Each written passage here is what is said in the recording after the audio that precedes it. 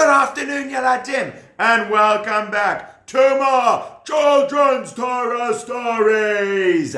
Today's story is called Goodbye to King Shaul. Why? King Shaul, are you going away? You'll find out today exactly where I'm going. Well, first, the big story that we've been having. Remember, David tried to go along with the Plishtim to fight against the Jewish people, and he was really tricking them. But even though King Achish said, "What a capital idea, I'd love you to join us," the other Plishtim said, "Nah, I think he's tricking us." And so David had to go home. But in the meantime, he got home to find that his home was gone. Amalek had come and burnt down his house and stolen his wife and his children. And so David and his men went chasing after Amalek. Dun, dun, dun, dun. But some of them got tired on the way and stayed to look after the bags. But the rest of them found an Egyptian who showed them the way to the Amalek camp. And Amalek was there having a party. So happy that they have captured all these Jewish people and stolen all this money, and they are feeling fantastic and they just having a great time. And meanwhile, David and all his friends were nearby and they were getting ready to attack. And we ended off by saying, what's going to happen? Are David and his friends going to win? And are they going to get their families back? Or is Amalek going to chase them away? That is the question. So, that's where we pick up from today. David and his friends all get ready to come down. There they see the Amalek. Let me just get to the right place in my Torah so that I can see. And here we go. They come up to where the Plishtim are, where the Amalek are, and they all come down. Surprise! We're coming to chase you away! Fighty, fighty, fighty, fighty! Ah! And David and his guys won. Boing! Nya! The Amalek go flying all over the place, and he makes even though there were so many more Amalek people than David's people, David's guys only had 400 people, and there were thousands of Amalek people, but they caught them by surprise. They fought so strongly, and they chased all the Amalek people away. And then they rescued the families. Oh, Abigail, you are safe. Oh, David, thank you for rescuing me. Mwah, mwah.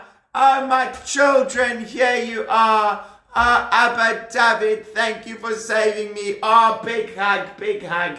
And all the families came back together, and everyone was so happy to see each other. And David's guys said, "Hey, David, come look at this. Wow, what is it? What's going on?" David, here is gold and silver and jewels and treasure. That must be all the stuff that the Amalek people stole from us and from everyone else. Now, all that treasure, it belongs to us because we chased away the Amalek people. Hooray, we are rich.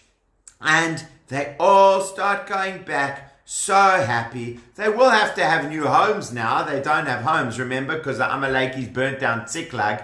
But they do have each other, which is the most important thing. And they also got all the treasure. So off they go, having a happy time, and the men coming along. And they went back to the people who were too tired. Remember, there were 400 people who were strong enough to keep going to fight Amalek, and 200 people who were too tired from running. And so when they got back, the people who went to fight Amalek said, we are keeping the treasure. You can't have any. And these ones said, oh, please, can we have some treasure as well? No, no, no.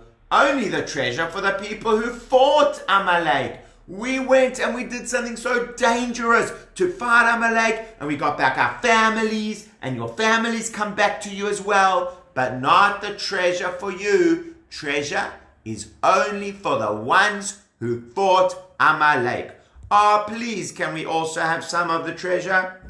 David, you should tell us what should happen. Well, Yeladim, we're about to ask David what's going to happen, but first, I'm going to ask you. Who says that the people who'd stayed behind and were too tired and watched the bags, who says they should get treasure? Put your hand up if you think they should get treasure. Okay, great. Who now put your hands down? Who thinks they shouldn't get treasure? Put your hands up if you think they shouldn't get treasure. Ah, very good. So it's about half. I'm seeing half are saying they should get treasure, half are saying they should get treasure. David says they will get treasure. Hooray! Ah, do you know why I say they will get treasure? Because we are all in this together. And we all have to help each other.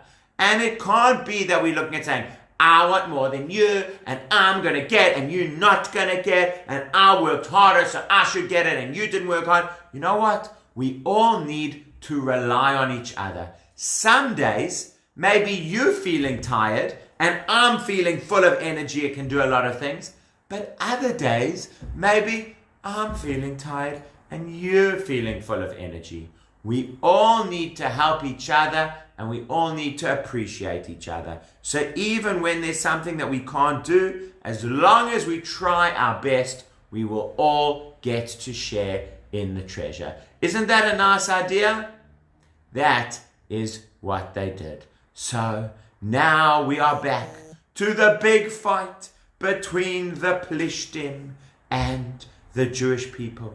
And King Shaul has decided that he will go and fight the Plishtim, even though the witch told him that this means that he would die if he does it, but it will help the Jewish people.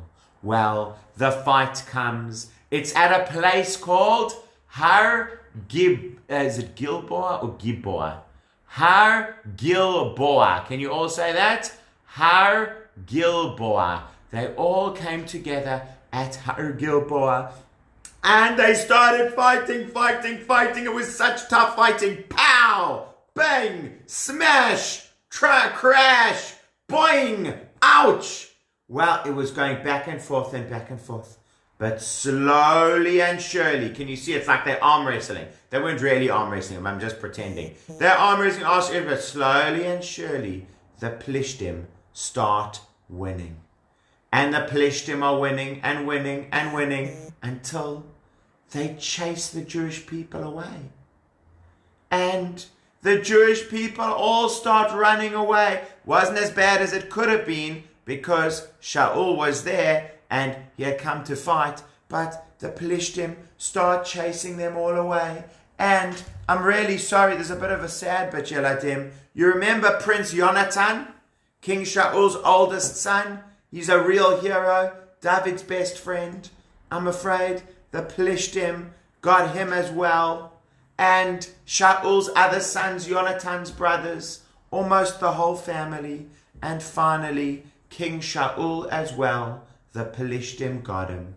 And so, King Shaul and Yonatan are no more. King Shaul isn't the king anymore. Prince Yonatan isn't the prince anymore. It's looking terrible, and the Plishtim beat the Jewish people. As I said, wasn't as bad as it could have been, and they are going to have another chance. But what that does mean is that is the end of King Shaul. King Shaul, I know you didn't always do the right thing. I know you had your sickness, and you got really too angry and cross whenever you were talking about David. But You did really try your best, and you did so much good for the Jewish people. You were the first king we ever had, and even though you are not the king anymore, we want to say thank you, and we really appreciate everything that you did. Bye, King Shaul.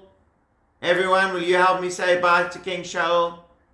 Bye, King Shaul. Been nice having you around. But what are we going to do next? What are the Jewish people going to do? Suddenly, we don't have a king. We've just lost against the Plishtim. What's going to happen? Well, David has just finished getting back his family, resting in his city of Tziklag, and along comes running one of the soldiers from King Shaul's camp.